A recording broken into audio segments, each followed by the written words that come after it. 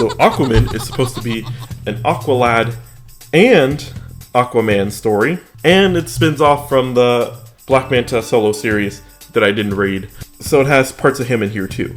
And frankly, I think it does a pretty bad job.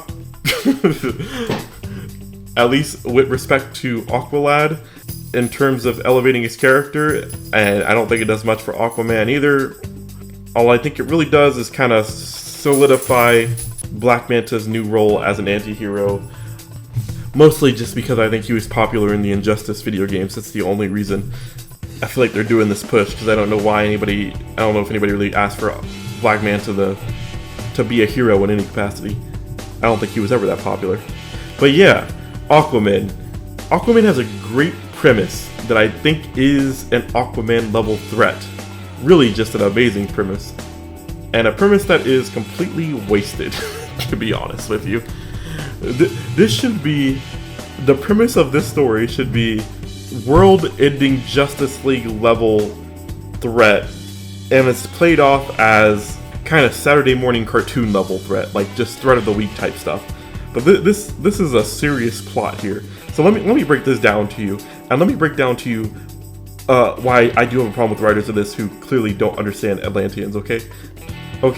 The plot of this is that there are Atlantean sleeper agents all over the world being awoken basically at complete random, or I should say seemingly at random, right? Wreaking havoc in order to foster hatred between the surface and the Atlantean and cause essentially a world war against Atlantean people. Now, this premise is actually insane if they would have treated the Atlanteans actually like Atlanteans. So if you're not familiar, Atlanteans are essentially comparable to Amazons. They're demigods, all of them. They all have super strength, enhanced durability, the ability to breathe underwater, etc., etc. And they're all trained soldiers. They're a warrior society.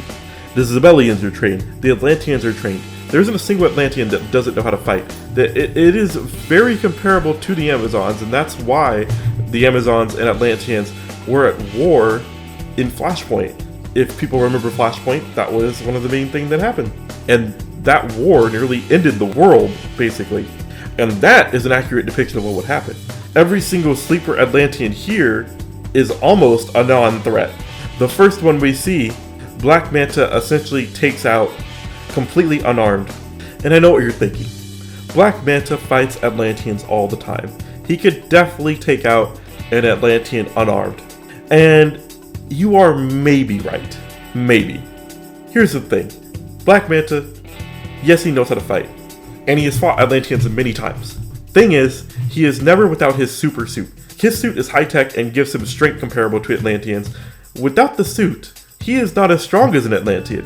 Sure, he is more cunning and more capable, but Black Manta should not be directly scrapping with any Atlantean unarmed and outside of his suit. He's just not that guy. Unless he absolutely used lethal force, he would probably lose. And frankly, I just don't think he would let himself be in that situation. He's super paranoid about Atlanteans. He wouldn't be caught dead just in this situation. I think it fundamentally doesn't understand how dangerous Atlanteans are, and I don't think a human being could overpower one so easily. And I think this issue is made worse when they start involving other characters. There's a situation where Batwoman is brought into the mix to stop an Atlantean, and she's just casually kicking and beating up this Atlantean like it's just a Friday night for her. And I just have to say, that's not how that would go. It would be a tougher fight. Atlanteans aren't fodder. Even the weaker ones. They're just not something you want to mess with. And they have weaknesses. You know, they need water. They're not completely indestructible. But it's just for how scary of a premise this actually is. It's very much treated not at the threat level it should be treated with.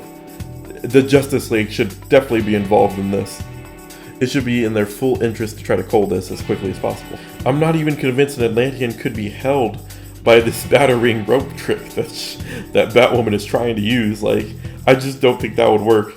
Future Monster Man here, just wanted to interject. So I felt the need to point out that Aquaman is one of the few threats to Superman on Earth. He has punched Superman and dealt damage to him multiple times in multiple comics and taken hits from Superman himself. And yes, Aquaman himself is the strongest Atlantean, but there are comparable Atlanteans. For example, Ocean Master, who is one of his regular foes, is nearly at his strength level, and other characters don't fall too far behind. And no, I'm not saying Aquaman could ever beat Superman, but he can definitely go a round or two. And translating that down the line to other Atlanteans, normal humans really should not be doing much to them at all if it takes a Superman level punch to even register for Aquaman. And that's my point. Atlanteans are just not something that should be easily dealt with. But yeah, I will commend this story for making Aqualad seem very powerful. He is basically straight up bloodbending at some points in the story, and water-bending manhole covers to defeat armored beings. It's pretty savage, it's pretty cool. I'll give it that. It just feels like this story has a lot of wasted potential. Some more issues I have with this story are how it barely brings up Aqualad's mother and how she's doing. There's like one throwaway line that references that she's still in a coma, so this is still after those events. And we know Aqualad's sister and him are on good terms, and yet nobody wants to involve her in this situation. And we've seen that she's a prolific fighter that could take Aqualad, so it's weird to not include her in the story. And again, the story tries to push this Hawe and Aqualad relationship while having Hawe and Aqualad only interact one time, essentially, in this whole story. And Hawe's barely does anything in the story except get blown up, which is creating a alarming trend of people who are close to Aqualad just getting injured for no reason at all. So it's like first his mother and now Hawe's out of commission. And this leads to them getting, you know, a tender moment, but this moment's completely unearned and kind of in a weird situation because Hawe's like literally injured right now.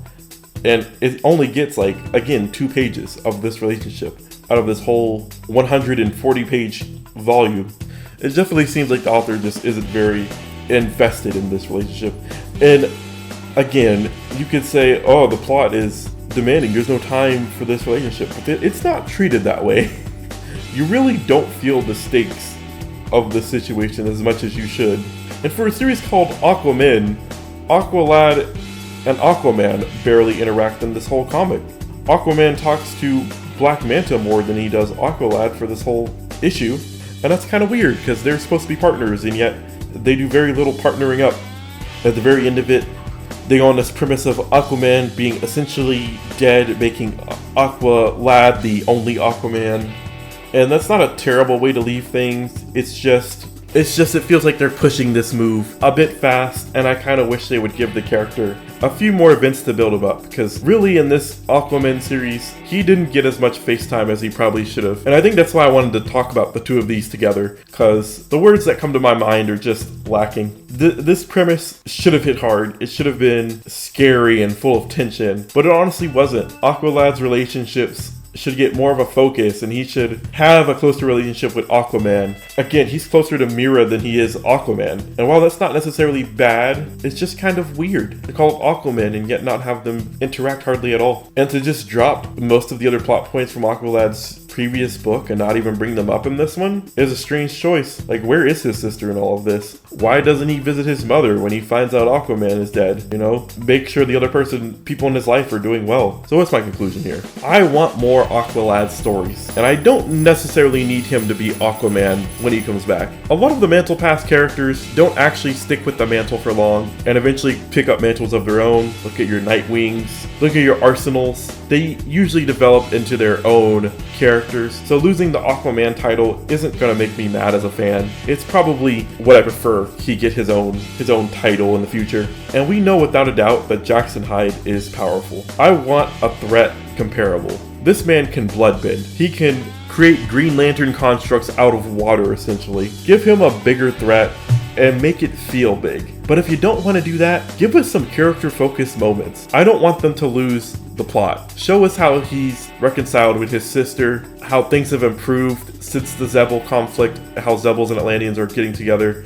Give us an actual story with Hawe, and don't just have Hawe, who is a warrior, get blown up away from everything that Aqualad is doing and be completely uninvolved in the story. Have him do something. He's a powerful being. All the Atlanteans are. They should be involved in these plots. Improvements can be made, and this character is a good character. I think we just need a little bit better writing going forward. And that's all I wanted to say with this video. If you sat with this, I just want to say thank you. And if you like videos like this, like and subscribe, leave me a comment down below. I greatly appreciate it. And if you want me to rant about other characters, sound off in the comments, because I'm looking for more things to rant about, to be honest. These comics got me a bit miffed. But again, thank you. Thank you for watching. I hope you have an awesome day.